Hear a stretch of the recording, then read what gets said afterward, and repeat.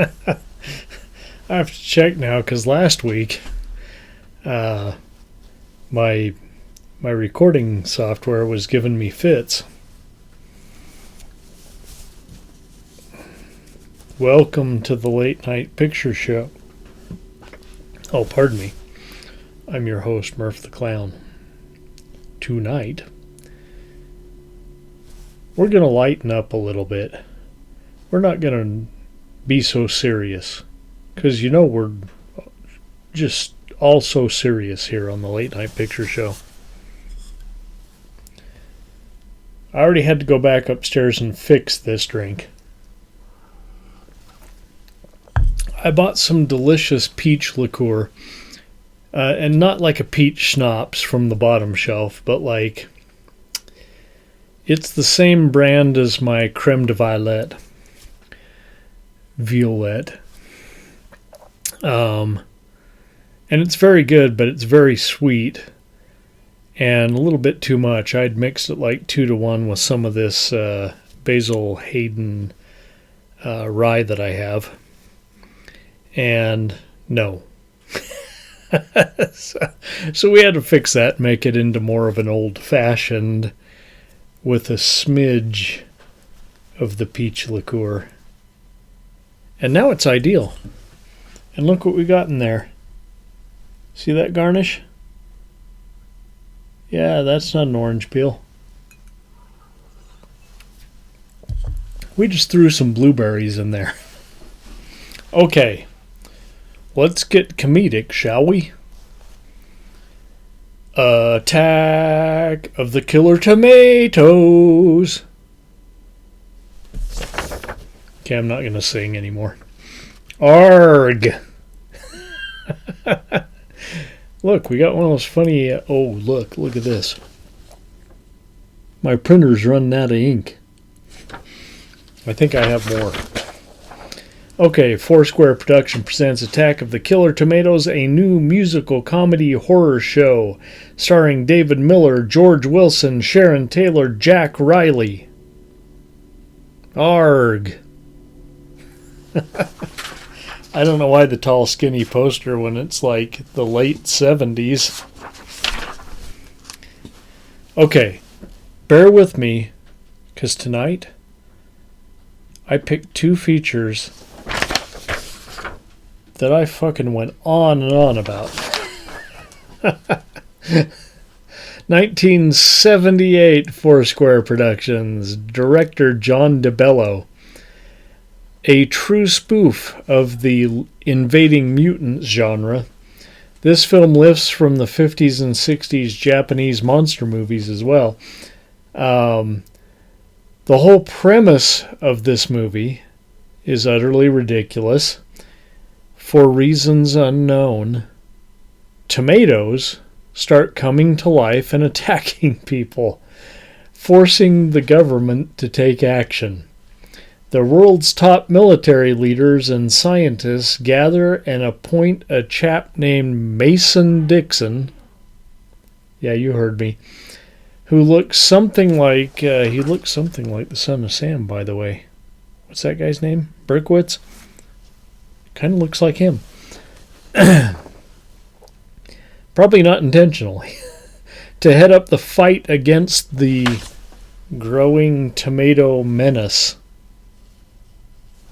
Kind of sounds like politicians today talking about the border.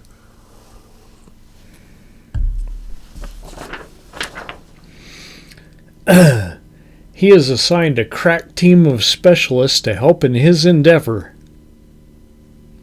We have a disguise expert, African-American disguise expert, a female Olympic swimmer, a scuba diver, and later, a gung-ho paratrooper.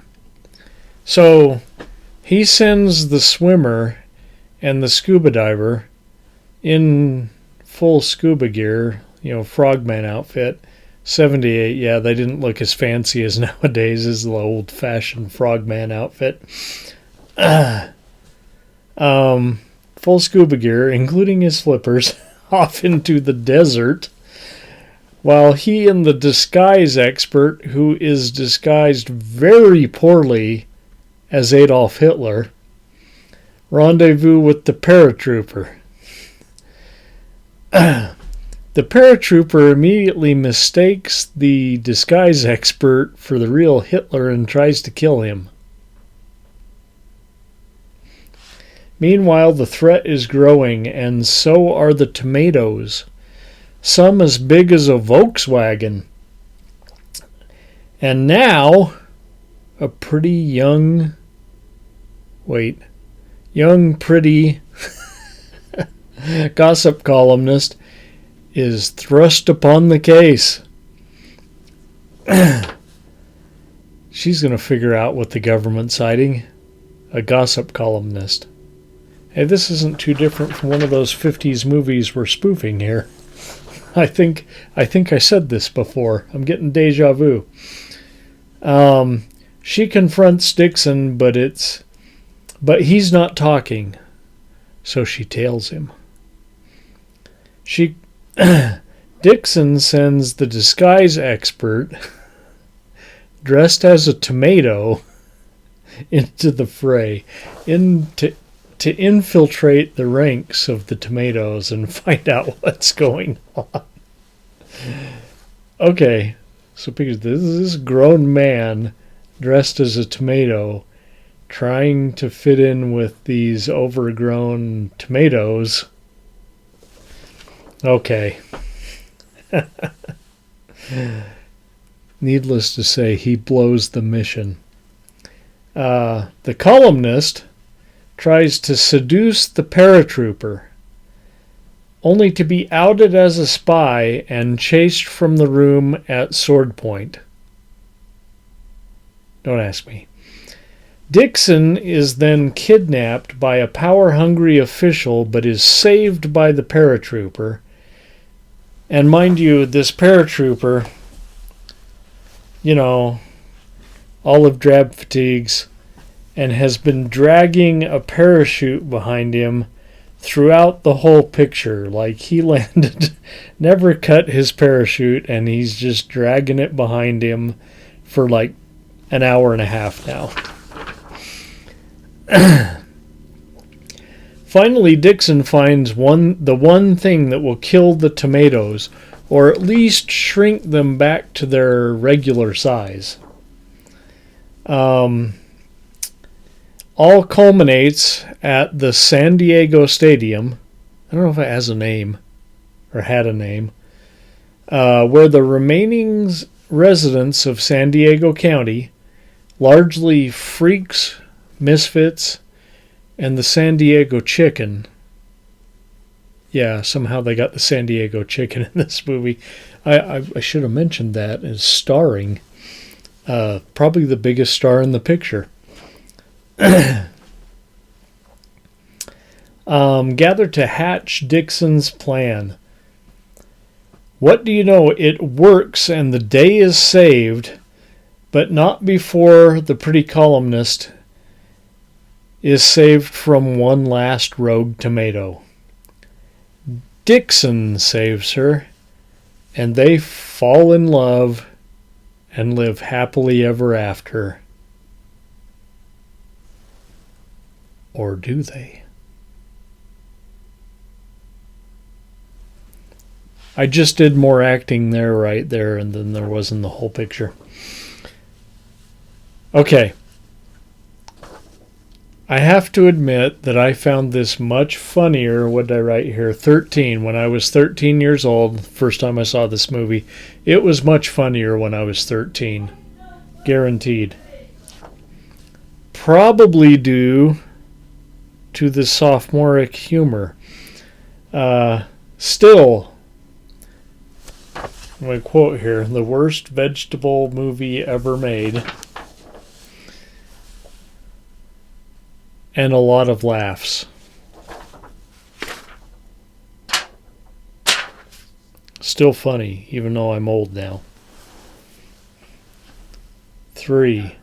It's a 3-ring circus on the late night picture show tonight with Attack of the Killer Tomatoes. So, I don't even know if I need another drink. This one's kind of heavy duty.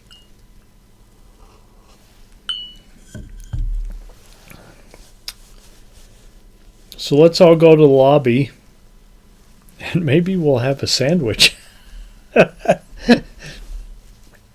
And we'll be back for round 2 of our comedy horror double feature, Frankenhooker. We'll be right back, kids. Let's all go to the lobby. Let's all go to the lobby. Let's all go to the lobby to get ourselves a treat. Delicious things to eat. The popcorn can't be beat. The sparkling drinks are just dandy. The chocolate bars and the candy. So let's all go to the lobby to get ourselves a treat.